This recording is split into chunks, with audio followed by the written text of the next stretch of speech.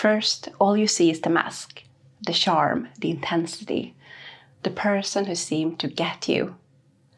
But over time, the cracks start to show. And if you learn to step back and observe, the narcissist will reveal their true face. Their values, their goals, the rules they live by. It's all visible in how they behave, if you know what to look for.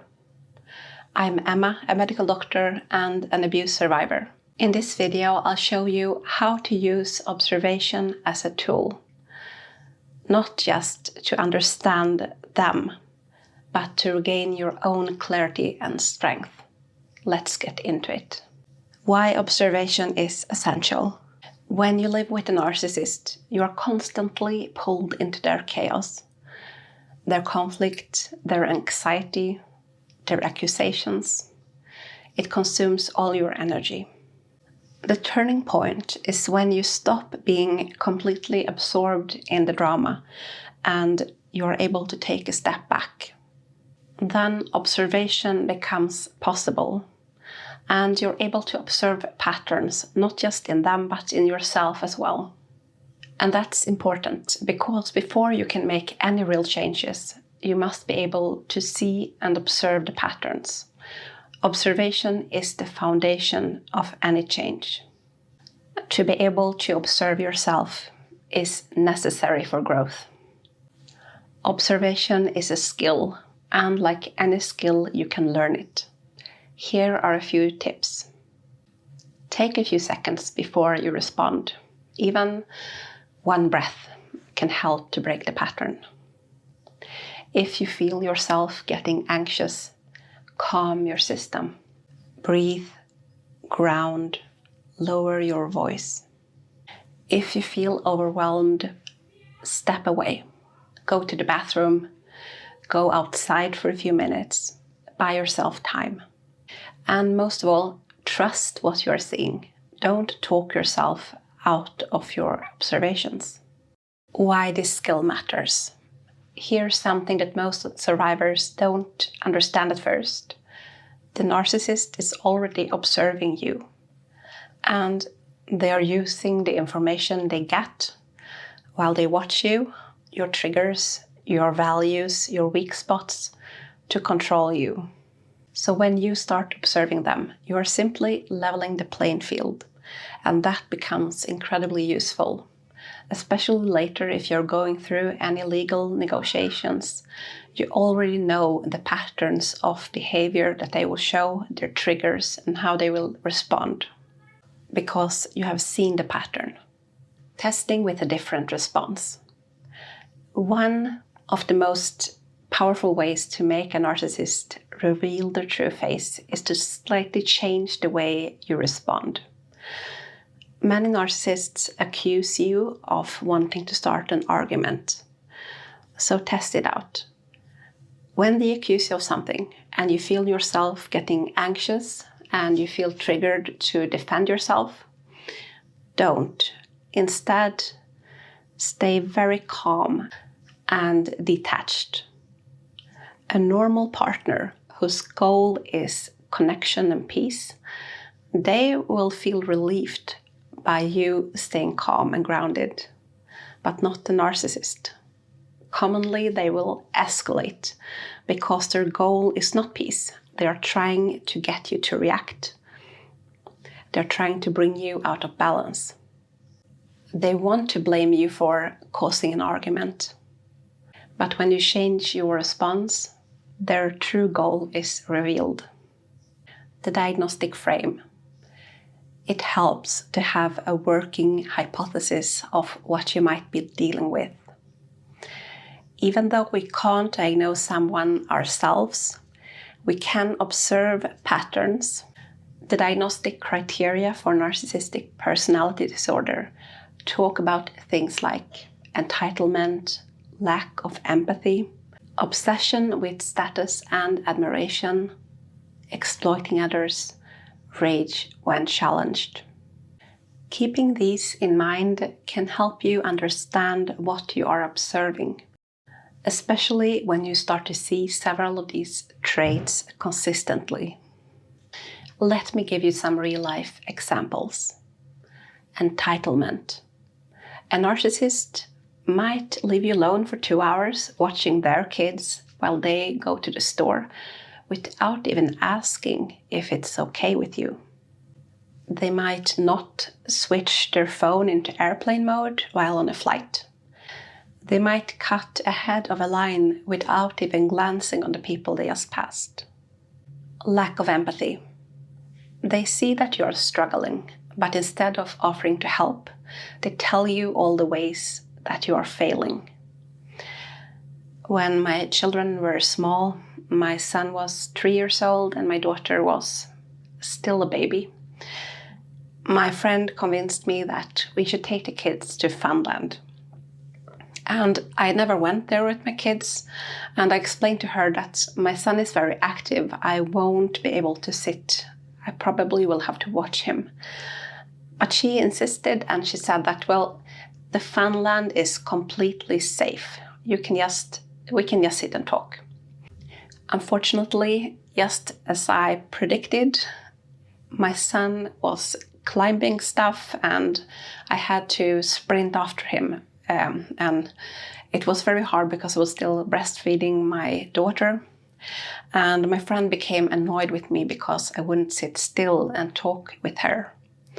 And after this play date, she called me and she told me that she pitied my children for having such a stressed out mother.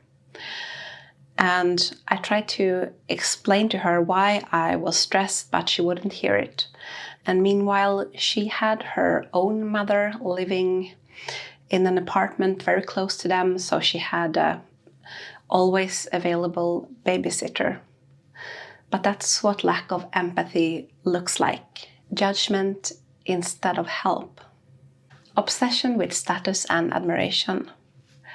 Narcissists will often tell stories about how other people admire them or compliment them. And if they see a celebrity, they make sure to have a chat with that person so that they can tell the story. Another person might think that, well, I leave that celebrity alone. They're probably tired of people coming up to them. But the narcissist sees this as an opportunity to associate with the famous person. Exploiting others.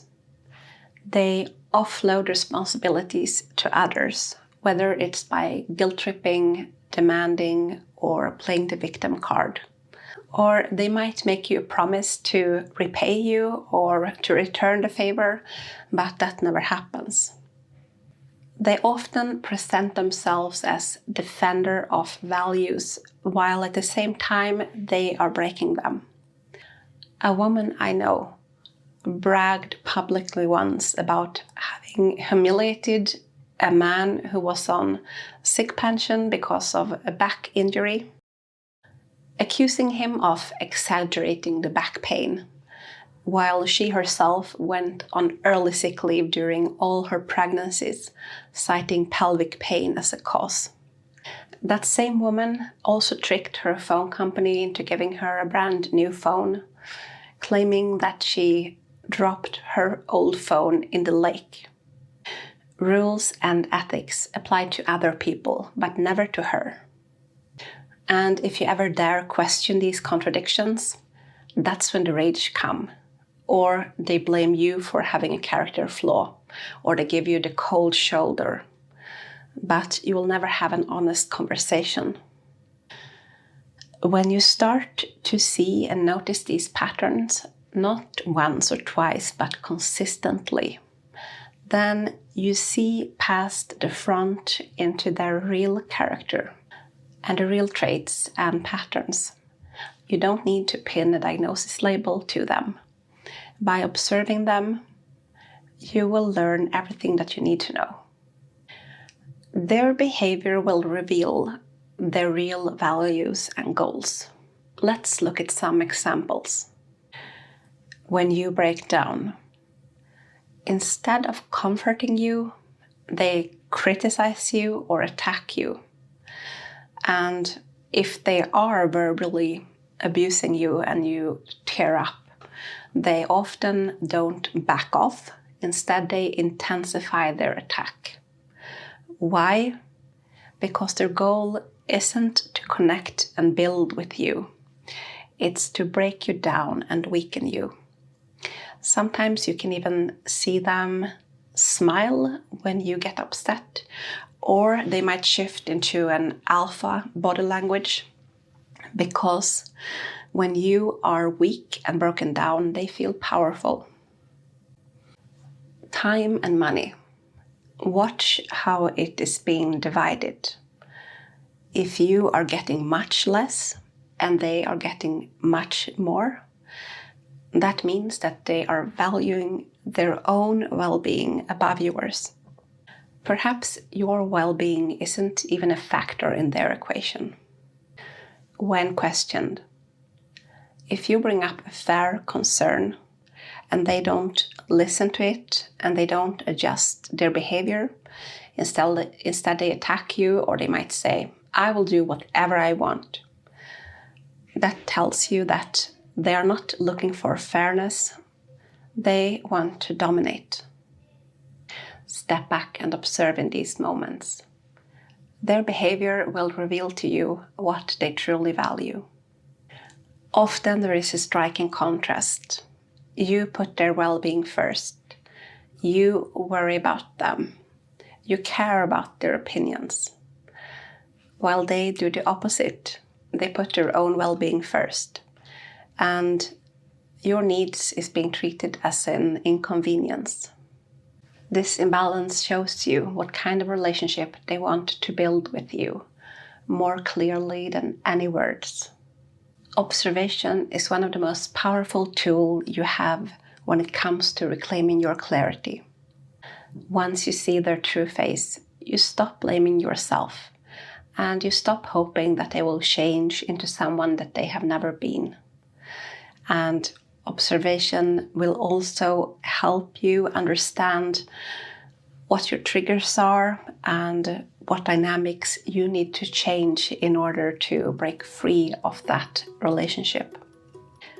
On Wednesday, we will talk about who really is the weak one in the relationship with the narcissist and who is the strong one. And until then, YouTube thinks that you will really enjoy this video. I'm Emma, holding up a light over the bridge. Remember, there is always a way out. There is always a way forward. Please be safe, take care, and have a great day.